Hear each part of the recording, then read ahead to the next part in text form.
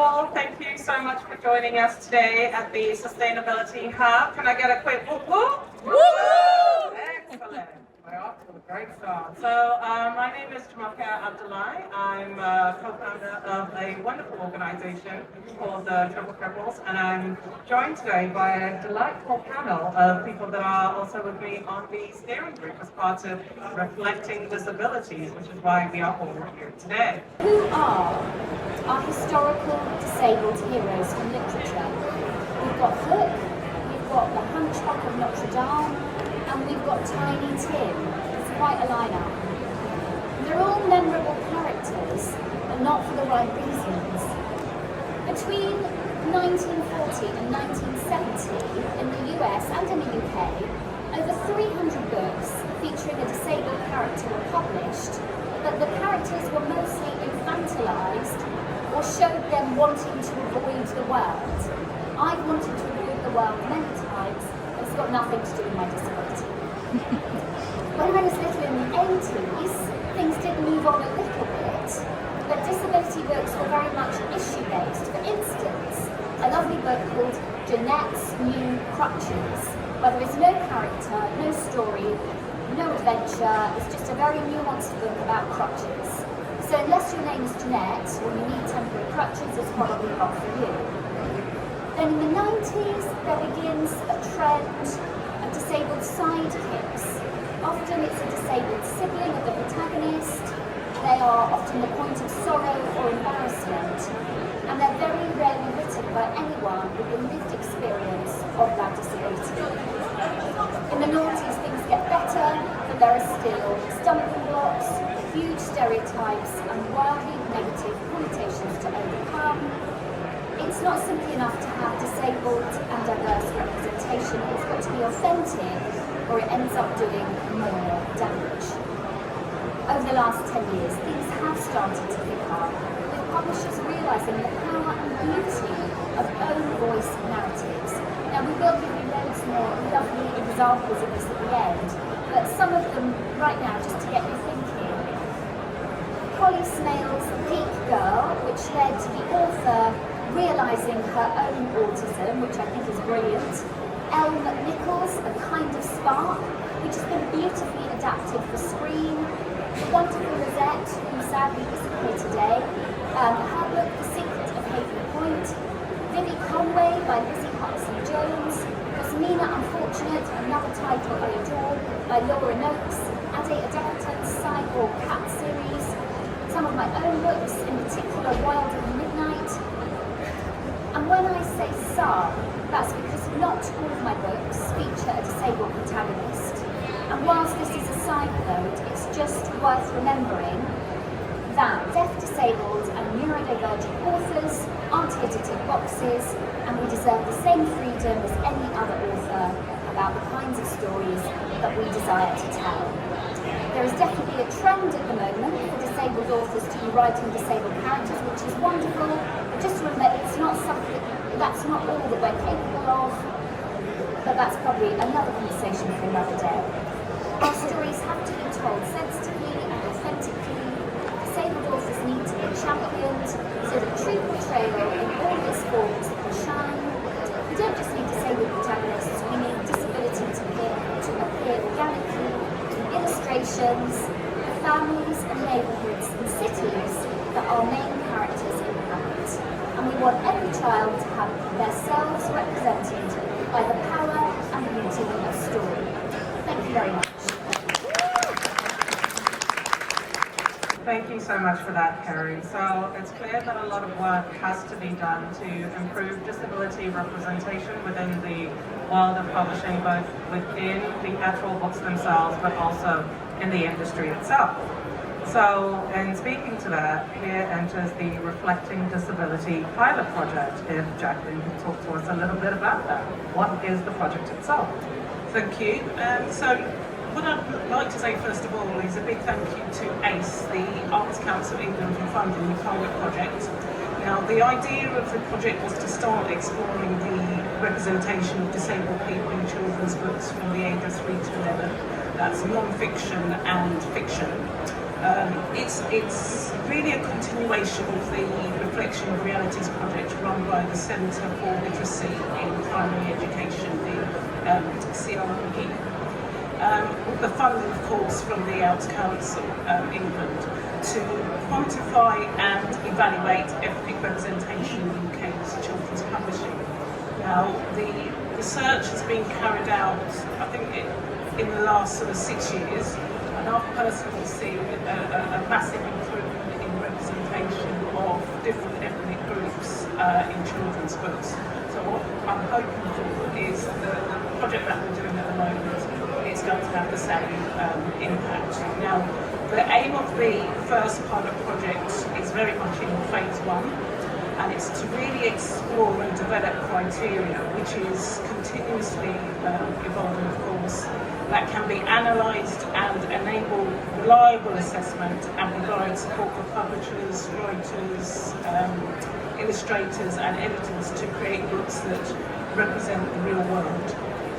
Now, this is a pilot, as I said, and we're right at the beginning stages of the project.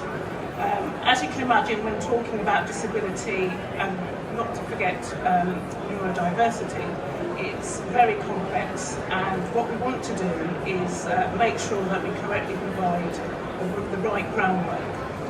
Now, it's all about starting conversation, and it's obviously not going to be an instant resource, and it's going to take a little bit of time. But what we hope to do is, or hope to, by phase 2, it will enable publishers to submit titles and compile reports, much like the Reflecting Realities. Yeah, so there was no representation of any kind of disability when I was growing up, in books or TV or anything like that, it's really refreshing, and I'm really proud to be a part of a group that is, I would say, changing the world, because when you're growing up as a young person with a disability, it's all about being seen, and that really goes a long way to build confidence. So it's been an absolute pleasure to take part in this group, and hopefully there's more sort of things to come in this group. So thank you very much.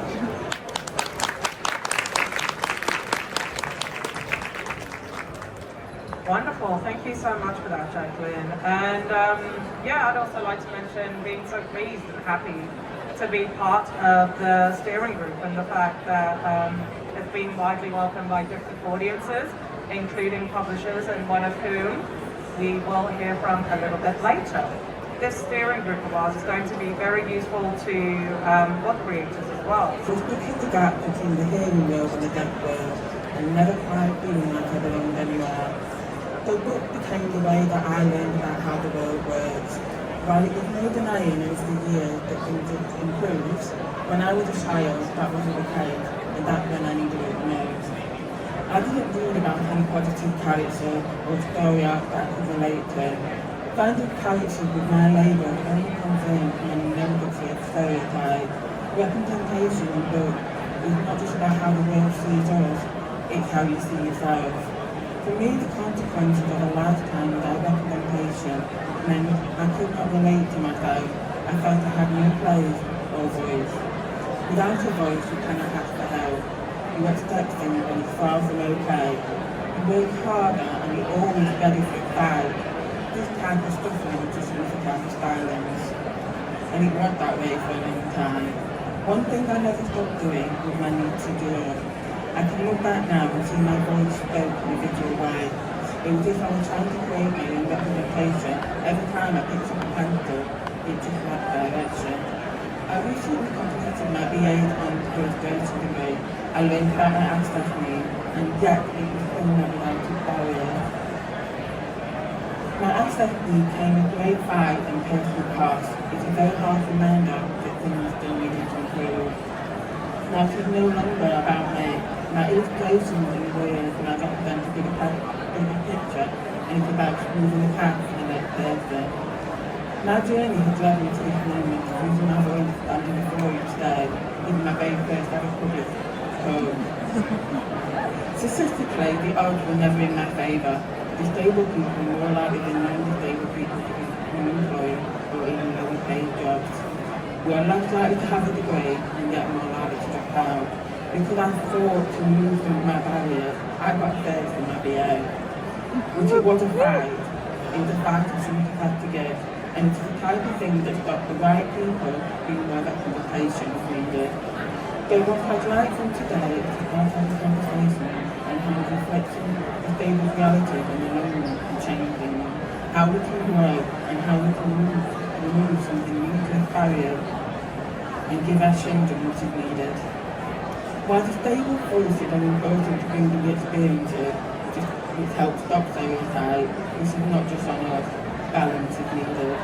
As I do not write or draw only about my disability, I have many stories and pictures that are just as a day.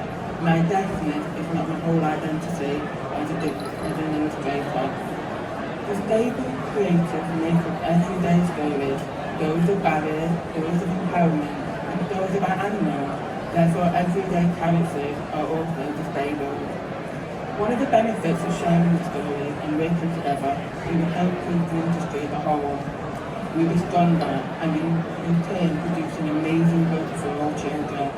After all, we all learn from each other and we learn by reading. For the future of this project, I hope we can explore creative new ways in which illustrators and authors can represent our realities. Children should be able to find acceptance and empowerment in their everyday work and grow up feeling like their voices are heard. Thank you. Hello. My name's Imogen Kate and I am an occupational therapy researcher, artist and arts facilitator, and I'm based in York. I am blind, autistic and have complex mental illness and seizures. It is an absolute privilege to be here with Reflecting Disability today, and I'm going to very briefly tell you about this work's relevance to children. Recently, I've been working with a group of children with visual impairments and additional complex needs, using sensory storytelling techniques to bring otherwise inaccessible children's books to life. As part of this, I'm constantly searching for stories that will empower, make them see possibilities in the world for children just like them, and of course foster a love of reading. These children are growing up with the knowledge that they are in some way different to others. They are likely to have realities that other children just simply don't have. They have hospital appointments, teaching assistants and mobility aids. Healthcare professionals and adults in general need to flood these children with empowerment, hope and support to overcome the masses of prejudice and barriers in today's society. Creating multiple can-dos for every can't to lift them up and raise them to believe in themselves and the endless possibilities that they hold. When reading books with non-disabled children, every single book, no matter how magical or eccentric, allows them to imagine they are the main character.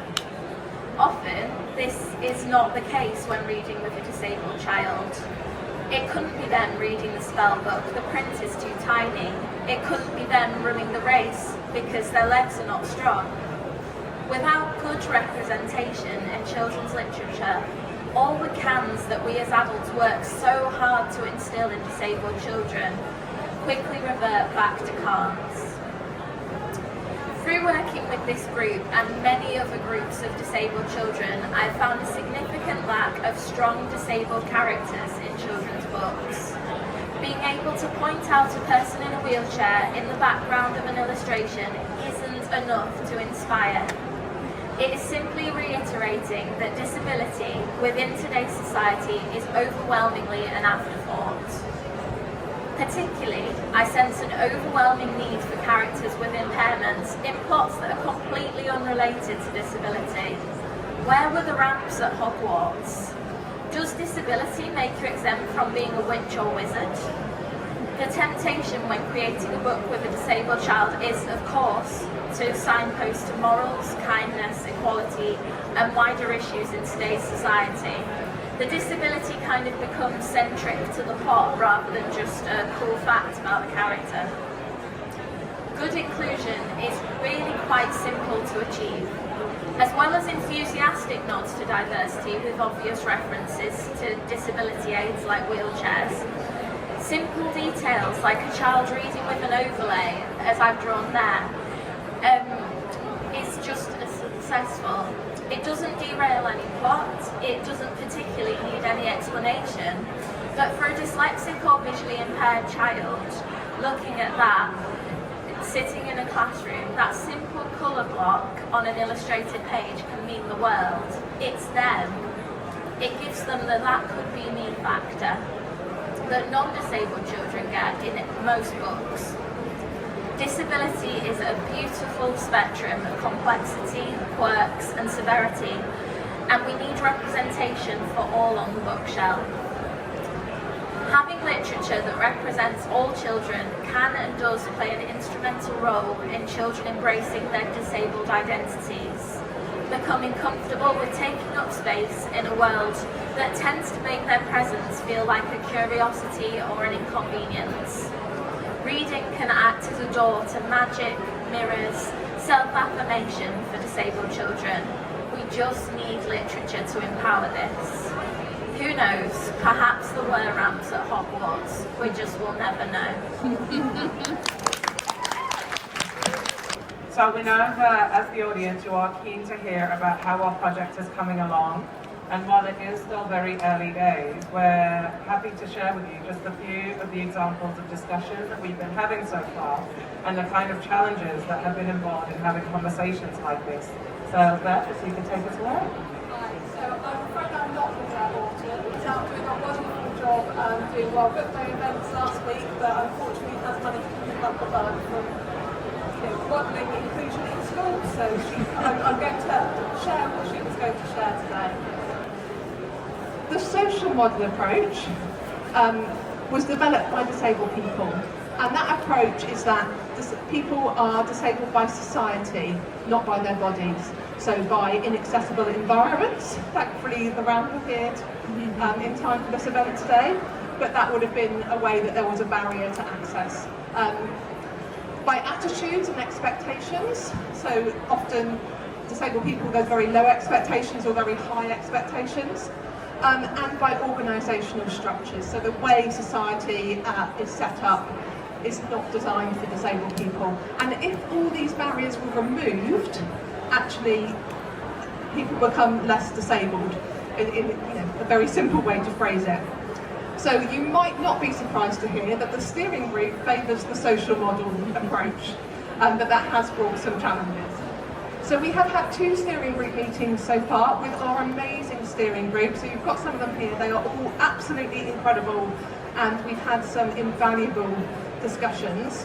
And we've been using that to start to form a framework that we can use to analyse books that include disabled people. Disability takes many, many forms, and it's very, very complex to create a framework. And one of the key issues here is we want to use the social model approach, which doesn't want to medicalise people, but we do need to analyse what representation is and isn't found in children's books, so who is being represented and who isn't, and compare that to the government data, which means that some medical labels and language is necessary to enable us to do that. We're still working on this, we're still trying to find the right balance, and we're moving at a pace that works for everyone on the steering group to make sure that we get this right. Medical conditions and disabled people aren't one and the same thing, so there is a mismatch that we are working really hard to find the balance to be. On top of this, disabled people shouldn't be expected to explain their medical history and condition. Some may choose to, but there's absolutely no obligation or expectation. And it's the same in children's books. But that means that when we come to analysing books, someone's impairment and condition often isn't specified. And we'd only be able to assess it and categorise it based on what is seen. This again makes it much harder to compare with the national data we can access. We've already tested out an early version of the framework on some books, which was a really valuable exercise because it highlighted some very important gaps, and that means we're further refining it along with working on the categorisation. very shortly, we've got a wonderful publisher advisory group who Jacqueline mentioned, so soon we hope to be working with them to test our draft submission form, and they will then submit some books that we can use to test the frameworks. Obviously the books we used already were ones we had on our bookshelves, which Alex and I might have known quite well. So that will be the next stage, and this will help us see whether the submission form is workable, which Alex will tell you a bit more, and help us to see if the framework is at a point where we can use it or if it needs further refinement. And as to what happens next, I will hand over to Alex now. I hope you'll agree, it's been amazing to hear from the steering group today, or some members of the steering group. They are an incredible team, and it's quite humbling working with them. Their kind of combined experience and knowledge is just awe-inspiring, and the time that they're giving to this project as well is phenomenal. So just want to say a massive thank you to them without getting too emotional. And I think for you, what it also means, or for all of us as people who love books and work in books and help create books, this project is in very safe hands. And what it means going forward is that the sort of material that they're going to generate from this project will start to help create more amazing books like you see on this screen. So that's the kind of long-term vision. This is very much a pilot project. But I think we're all hoping very much there will be a phase 2. We are optimistically referring to this as a phase 1. So let's hope that's warranted. The phase 2, if and when it comes, would hopefully be next year, spring 2025. So as Beth said, we'd be hoping by that stage we'd be able to have been asking publishers to start submitting titles to be considered, and that will probably be titles that were published during 2024. For publishers out there, and I guess anyone creating books, it's quite a good time now to start thinking about the sorts of books that you'd like to see submitted to this project, and perhaps finding somebody in your team, if you're working with publishers, who really knows that book inside out. We can't ask people to tell us about whether or not they're disabled when they submit the book. We can't ask about the author for various reasons, including GDPR and just the fact it wouldn't be appropriate. So it's very important to us that we find out everything we can from you and from your authors and illustrators if they're happy to share that information.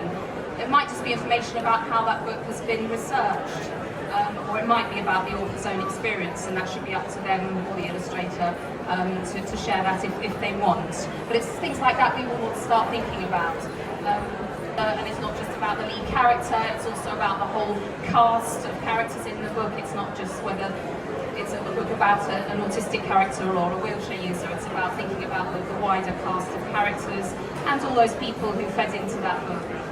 So the sort of thing that we really love people to share is why you feel this project is so valuable, what you'd like to see it achieve, and also any challenges or particular issues that you would like to see, maybe problems that you've come across, challenges you've encountered that lead you to ask this project for help and for answers. So all that kind of material and much more would be great to talk to you about. The second half of this event, in about sort of 10 minutes time, will be a networking event. So I'll tell you a bit about that in a minute. But that will also be a chance to talk to some of us who help support the steering group. Some of the steering group themselves will be staying on. I'm going to hand over in a minute to Amy from Jessica Kingsley Publishing, who's very kindly going to say a few words on behalf of the sponsors of the networking event. But I just first wanted to thank Jessica Kingsley. I know we've got a couple of representatives here, Amy and Polly, so thank you so much. And we also want to thank Child's Play Publishing, so thank you, Kelsey. Both those publishers have lent their support to today's event by helping to fund the wonderful BSL interpreters, and I think we should have a round of applause at this stage for them. And also, almost as important, the wine, which will be arriving in a little while. So thank you so much to those two publishers for your support, and we'll hear from Amy in a minute.